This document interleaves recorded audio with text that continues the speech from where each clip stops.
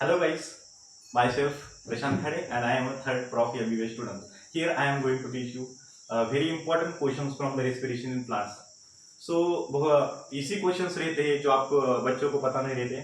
Simply जो biochemical cycle से आपको मालूम होंगे रेस्पिरेशन इन प्लांट्स के कौन से, जैसे कि पहला है ग्लाइकोलाइसिस, उसे हम ईएमपी पाथवे को बोलते हैं। उसके बाद है क्रेब साइकिल और लास्ट में इलेक्ट्रॉन ट्रांसपोर्ट चेन। ये साइकिल तो आपको पता रहती है, लेकिन इसका लोकेशन क्या है, इनकी साइट क्या है, कहाँ पर होती है, आपको पता नहीं रहता। तो बहुत सारे बच्चों को ये पता नहीं रहता, लेकिन जो मतलब डीप से स्टडी करते हैं उनको तो ये आसान बात है, उनको पता रहता है। तो जिनको पता नहीं है उनके लिए काफी इंपॉर्टेंट होने वाला है वीडियो, तो आप देख सकते हो। चलो आगे बढ़ते हैं। सो हम देखेंगे डायरेक्टली एक पाथवे देखेंगे, बायोकेमिकल साइकिल देखेंगे और उनकी साइट देखेंगे। मैच द फॉलोइंग का सिंपल क्वेश्चन आ सकता है, या फिर किसी भी एक पाथवे का साइट पूछ सकते हैं आपसे। तो चलो आगे बढ़ते हैं हम। तो इधर हम लिखेंगे बायोकेमिकल साइकिल, बायोकेमिकल साइकिल, या फिर इसे हम पाथवे भी बोल सकते हैं। और फिर यहाँ पर उसके हम साइट लिख सकते हैं, ठीक है। तो पहला जो हमारा बायोकेमिकल साइकिल आता है उसका नाम है ग्लाइकोलाइसिस। क्या नाम है उसका? ग्लाइकोलाइसिस। अभी ग्लाइकोलाइसिस कहां पर होता है? जो सेल का जो साइटोप्लाज्म प्रेजेंट रहता है, उस साइटोप्लाज्म के अंदर ही ग्लाइकोलाइसिस होता है। उसके सारे जो एंजाइम्स रहते हैं, आपको पहला एंजाइम तो पता होगा, हेक्सोकाइनेज। सिंपल एक नाम बता रहा हूं आपको, मुझे सारे पता है लेकिन आपको भी पता होनी चाहिए, ठीक है। तो ग्लाइकोलाइसिस कहां पर होती है? साइटोप्लाज्म होती है, साइटोप्लाज्म, सेल के साइटोप्लाज्म में होता है, ठीक है। सेकंड जो पाथवे है हम उसे क्रेब साइकिल बोलते हैं। क्रेब साइकिल, क्रेब साइकिल कहां पर होती है? क्रेब साइकिल ये होती है मैट्रिक्स ऑफ माइटोकॉन्ड्रिया में, माइटोकॉन्ड्रिया के अंदर। कहां पर होती है? Matrix of mitochondria. और last one electron transport chain, ये कहां पर होती है? सिंपली ये माइटोकॉन्ड्रिया में होती है, लेकिन इसके माइटोकॉन्ड्रिया की जो कवरिंग लेती है, माइटोकॉन्ड्रिया की जो कवरिंग लेती है, उसको दो मेम्ब्रेन होती है। कट कर, माइटोकॉन्ड्रिया का जो मेम्ब्रेन रहता है वो डबल मेम्ब्रेन बॉन्ड ऑर्गेनेल है माइटोकॉन्ड्रिया। तो इसका एक आउटर मेम्ब्रेन रहता है और एक इनर मेम्ब्रेन रहता है। जो इनर मेम्ब्रेन रहता है, उस इनर मेम्ब्रेन के अंदर ही इलेक्ट्रॉन ट्रांसपोर्ट चेन होती है। कहां पर होती है? Inner membrane of mitochondria, inner membrane of mitochondria. Simply मैं नहीं लिख रहा हूं। तो कहां पर होगी? ग्लाइकोलाइसिस होगी साइटोप्लाज्म में, क्रेब साइकिल होगी मैट्रिक्स ऑफ माइटोकॉन्ड्रिया में, और इलेक्ट्रॉन ट्रांसपोर्ट चेन होगी inner membrane of mitochondria. Match तो फॉलोइंग आसान सा क्वेश्चन है, इस साल आ सकता है, मुझे लगा इसलिए मैंने आपको बता दिया। बाकी आपके हाथ में, ठीक है। तो चलो हम नेक्स्ट क्वेश्चन की तरफ बढ़ते हैं। पहला क्वेश्चन तो हमने देख लिया। अब जो नेक्स्ट क्वेश्चन आता है ग्लाइकोलाइसिस के ऊपर ही। ग्लाइकोलाइसिस होती है, पहली शुरुआत कहां से होती है? ग्लूकोज से होती है, ठीक है। आपको पता है ग्लूकोज से शुरुआत होती है।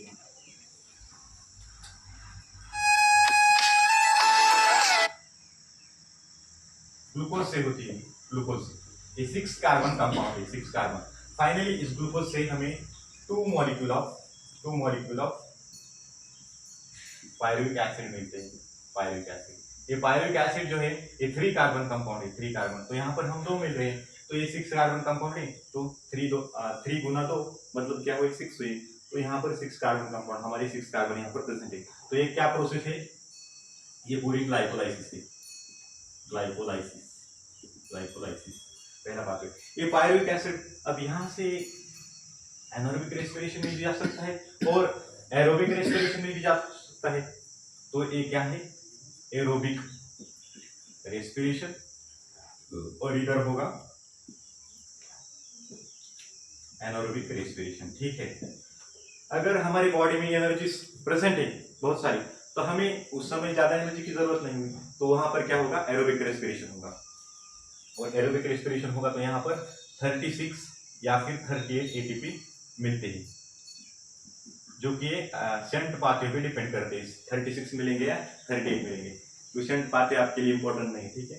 तो एनारोबिक रेस्पिरेशन, जब हमारी बॉडी फास्टिंग में होती है, जब एनर्जी नहीं प्रेजेंट रहती, तब हमारी बॉडी एनारोबिक रेस्पिरेशन में जाती है, और यहाँ से आपको 2 एटीपी मिलती है। कितनी एटीपी मिलती है? 2 एटीपी। तो एनारोबिक रेस्पिरेशन में हमें 2 पाथवे दिए गए हैं, एक होता है lactic acid fermentation, lactic acid fermentation, और सिंपली सेकंड वाला है production of ethanol, production of ethanol. Ethanol क्या है? अल्कोहल है, इथेनॉल प्लस CO2। सो अल्कोहल बनाना है, अल्कोहल बनाना होगा तो सिंपली फर्मेंटेशन का यूज करते हैं, यानी एनारोबिक रेस्पिरेशन का, वहां से आपको अल्कोहल मिलता है। अल्कोहल मतलब इथेनॉल क्या है? अल्कोहल है। बहुत सारी इंडस्ट्री में इसी प्रोसेस का यूज किया जाता है, तो ठीक है। अब हम यहाँ से देखें तो ग्लाइकोलाइसिस हो रही है, 2 पायरुविक एसिड मिल रहे हैं हमें, ये पायरुविक एसिड एरोबिक रेस्पिरेशन में भी जा सकते हैं, एनारोबिक रेस्पिरेशन में भी जा सकते हैं। तो यहाँ से हमें क्या क्वेश्चन मिलता है? Glycolysis common pathway for both aerobic and anaerobic respiration, यही यहाँ से क्वेश्चन पूछा जाता है। Common pathway, common pathway, common pathway, ठीक है। क्या क्वेश्चन पूछा जाता है? Common pathway, common pathway for aerobic and anaerobic respiration. कुछ नहीं, आप इधर ध्यान दीजिए। तो ठीक है, यहाँ पर हमारे 2 क्वेश्चन हो गए, ये भी इंपॉर्टेंट क्वेश्चन। इसके बाद मैं एक क्वेश्चन पढ़ाऊंगा।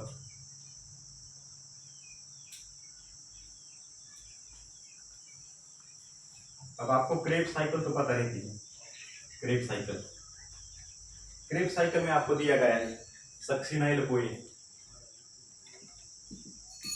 सक्सिनाइल कोए, यहां से बनता है सक्सिनिक एसिड, सक्सिनिक एसिड। ये दोनों भी क्या है? 4 कार्बन कंपाउंड है, 4 कार्बन कंपाउंड है। जब ये प्रोसेस होती है क्रेब्स साइकिल में, तो यहां से एक जीटीपी मॉलिक्यूल बनता है, जीटीपी, और ये क्या है? जीडीपी से क्या बनेगा? जीटीपी। यहाँ पर एक इनऑर्गेनिक फॉस्फेट मिल जाता है, तो यहाँ पे जीटीपी बन जाता है। तो इस जीटीपी का एक फॉस्फेट ये क्या करता है? यहाँ पर एडीपी को डोनेट करता है, तो इस एडीपी से यहाँ पर एटीपी बनता है। तो यहाँ पर कितने एटीपी बने?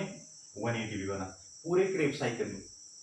मतलब क्रेब साइकिल में हमने देखा जाए तो एक ही एटीपी बनता है, और बाकी सारे एनर्जी मॉलिक्यूल से तो 3 एनएडीएच बनते हैं, और एक मॉलिक्यूल ऑफ एफएडीएच बनता है, एफएडीएच2। तो 3 molecule of NADH and 1 molecule of FADH two, और एक एटीपी मिलता है।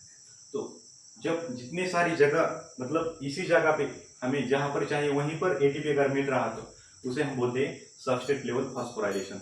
अगर एनएडीएच एफएडीएच मिल रहा तो ये हमें इसी जगह तुरंत एनर्जी नहीं मिल रही, इसे हमें इलेक्ट्रॉन ट्रांसपोर्ट चेन में ले जाकर उसको ऑक्सीडाइज करना पड़ता है, बाद में उसकी एनर्जी मिलती है। तो क्या है? Oxidative phosphorylation. तो ये क्या होगा? Substrate level phosphorylation. तो पूरे क्रेब साइकिल में एक ही जगह एक एटीपी बनता है, तो 1 सबस्ट्रेट लेवल फॉस्फोराइलेशन होता है। यहाँ पर कितना होता है? 1 सबस्ट्रेट लेवल फॉस्फोराइलेशन होता है। सिंपली यही क्वेश्चन पूछा गया था, नीट 2020 में पूछा गया था। तो how many substrate level phosphorylation occurs in Krebs cycle? तो सिंपली आपको पता होगा तो डायरेक्ट टिक कर सकते हो, 1। आसान है, लेकिन ये सबस्ट्रेट लेवल फॉस्फोराइलेशन क्या है, ऑक्सीडेटिव फॉस्फोराइलेशन क्या है, ये आपको पता नहीं रहता, मैंने आपको बता दिया। अब क्रेब साइकिल में देखा जाए तो यहाँ पर मैं स्टेप नहीं लिखूंगा, सीधा आपको बता दूंगा, क्योंकि आपने अभी नीट की एग्जाम पास आ चुकी है, तो आपको ये आपने चैप्टर पढ़े ही होंगे। तो ठीक है, अगर एक मॉलिक्यूल ऑफ NADH देखें हम, तो इससे हमें 3 मॉलिक्यूल ऑफ ATP मिलते हैं। कितने मिलते हैं? 3 मॉलिक्यूल। अगर एक मॉलिक्यूल ऑफ FADH देखिए, FADH2, तो यहाँ से हमें मिलते हैं 2 ATP। तो पूरे क्रेब साइकिल में हमें कितने NADH मिलते हैं? 3 NADH मिलते हैं। NADH की क्रेब साइकिल में, इन क्रेब साइकिल,